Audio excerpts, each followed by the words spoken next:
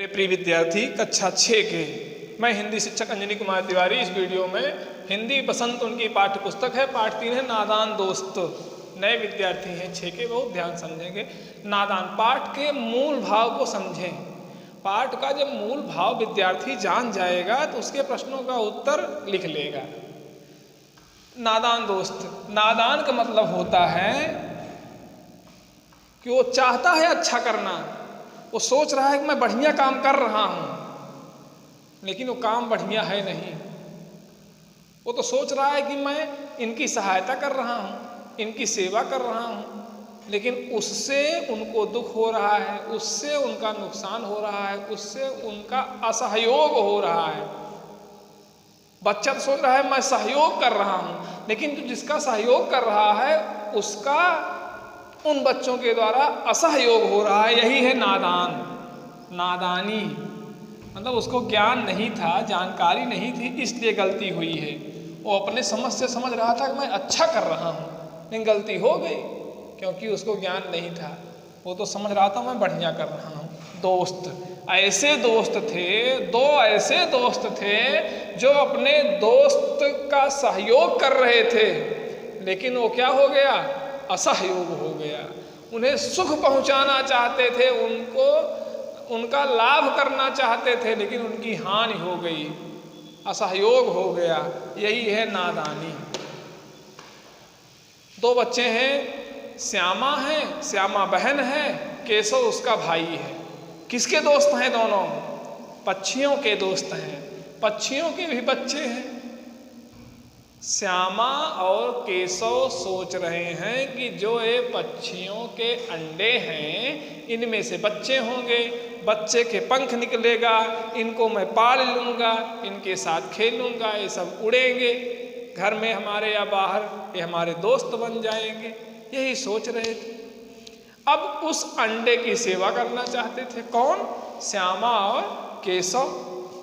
अंडे को धूप न लगने पावे, चिड़िया जो बाहर से आ रही है प्यासी भूखी, उसको यहीं दाना मिल जाए, यहीं पानी मिल जाए, वो अंडे के पास रहे, अंडे को छाया कर दें, अंडे के नीचे गद्दी रख दें जिससे कि उनको आसानी हो जाए। कपड़ा मोड़ करके गद्दी बना करके, बिस्तर बना करके घोंसले में रख देते हैं केशव।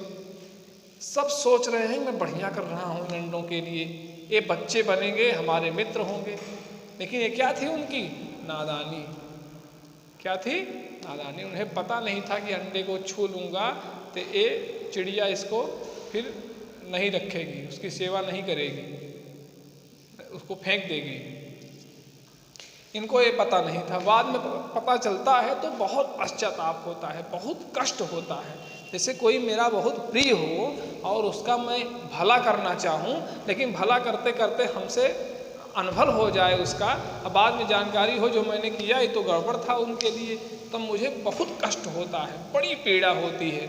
वैसे बच्चे तो सोचते हैं मैं बढ़िया काम कर रहा हूँ, इन्हें सुख पहुँचा रहा हूँ, लेकिन बाद में जब पता चलता है कि मैं जो चाहता था, जो कर रहा था, इससे इनको दुख हो गया, तो बड़ी पीड़ा होती है, बहुत पछतावा होता है।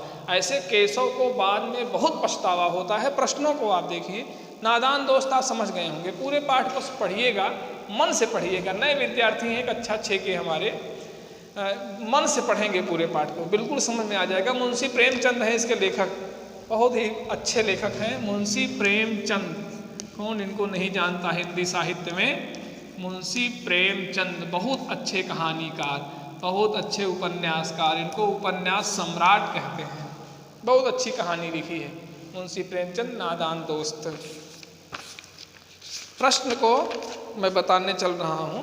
गद्यांश से संबंधित प्रश्न मैंने दिया था। उस गद्यांश में मैंने संकेत दिया था, गद्यांश नहीं दिया था। उस संकेत के आधार पर आप गद्यांश को ढूंढेंगे पहले, और ढूंढने के बाद उससे संबंधित जो प्रश्न होगा, उससे संबंधित प्रश्न मैंने दिया है नोट्स में, उससे संबंधित जो उत्तर होगा उसको अपने शब्दों में लिखेंगे। किताब के गद्यांश से सेम वही पंक्तियाँ नहीं उतारेंगे उत्तर में। उत्तर में अपने शब्दों को लिखेंगे, भाव समझ लेंगे पुस्तक से, पुस्तक पढ़ करके उस पाठ के भाव को समझ करके अपने शब्दों में उत्तर गद्यांश के प्रश्नों का लिखेंगे।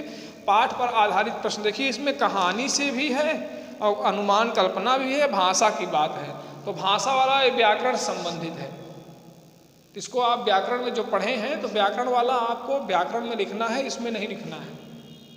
ये जो बसंत की कॉपी आप बनाएंगे उस कॉपी में आपको केवल कहानी से, या लेख है तो लेख से, कविता है तो कविता से केवल उन्हीं प्रश्नों का उत्तर लिखना है, और उसके लेख के आगे या कहानी के आगे अनुमान, कल्पना, भाषा, इन सब प्रश्नों का उत्तर कॉपी में नहीं लिखना है। परीक्षा में 2 तरह के प्रश्न पूछे जाएंगे, एक गद्यांश पर आधारित और एक पाठ पर आधारित। तो पाठ पर आधारित जो लेख से 3 प्रश्न हैं उन्हीं को लिखना है। पहला प्रश्न है कि अंडों के बारे में केशव और श्यामा के मन में किस तरह के सवाल उठते थे, वह आपस ही में सवाल जवाब करके अपने दिल को तसल्ली क्यों दे दिया करते थे।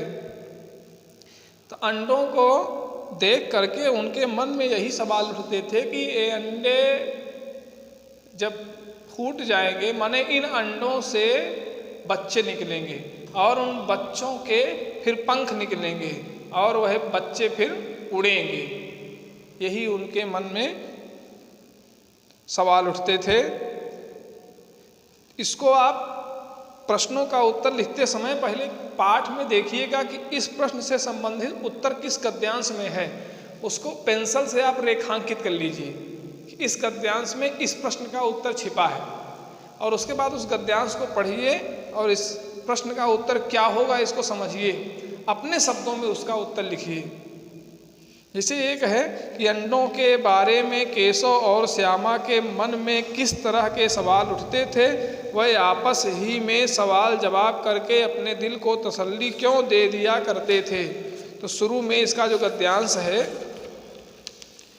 वो है कि कार्निस जो बारजा है उसके ऊपर चिड़ियों ने अंडे दिए थे। केशव और उसकी बहन श्यामा दोनों बड़े ध्यान से चिड़िया को वहाँ आते जाते देखा करते थे। सवेरे दोनों आंखें मलते तो कार्निस के सामने पहुँच जाते और चिड़ा और चिड़िया दोनों को वहाँ बैठा पाते। उनको देखने में दोनों बच्चों को मालूम होता क्या मज़ा आता कि अपना सब कुछ भूल जाते।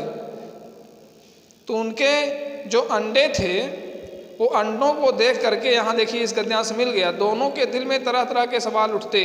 अंडे कितने बड़े होंगे, किस रंग के होंगे, कितने होंगे, क्या खाते होंगे, उनमें से बच्चे किस तरह निकल आएंगे, बच्चों के पर कैसे निकलेंगे, घोंसला कैसा है। लेकिन इन बातों का जवाब देने वाला कोई नहीं था।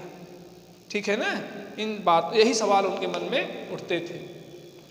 फिर अगला प्रश्न है कि केशव ने श्यामा से चिथड़े, टोकरी और दाना पानी मंगाकर कार्निस पर क्यों रखा था, जिससे कि बच्चों को धूप न लगे। माने अंडों को अभी बच्चे नहीं हुए हैं, अंडों को धूप न लगे।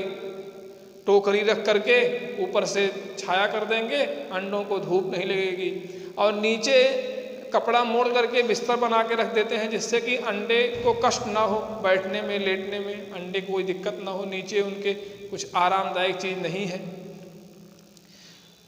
दाना पानी मंगाकर कार्निस पर क्यों रखे थे? दाना पानी इसलिए रखे थे कि जो इनकी अंडों की सेवा करने वाली चिड़िया है ये बार बार बाहर जाती है, इसको दाने और पानी के लिए बाहर न जाना पड़े, यहीं पर दाना पानी मिल जाए। अगला प्रश्न है केशव और श्यामा ने चिड़िया के अंडों की रक्षा की या नादानी। तो इन अंडों की रक्षा की या नादानी आप समझ गए होंगे। केशव और श्यामा ने चिड़िया के अंडों की रक्षा नहीं की, बल्कि उनकी ये क्या थी, नादानी थी। क्या थी ये? नादानी। मैं समझता हूँ कि हमारे 6 के विद्यार्थी पूरे पाठ को समझ गए होंगे और इन प्रश्नों का उत्तर अपने शब्दों में लिख लेंगे, कोई दिक्कत नहीं होगी। कोई समस्या हो तो हमारे व्यक्तिगत नंबर पे आप बताएंगे तो इनके प्रश्नों का उत्तर मैं लिख करके दे दूंगा। लेकिन फिर भी एक जैसा उत्तर सबका ना हो, उस उत्तर को आप पढ़ के समझ के अपने शब्दों में ही लिखेंगे। बहुत बहुत धन्यवाद।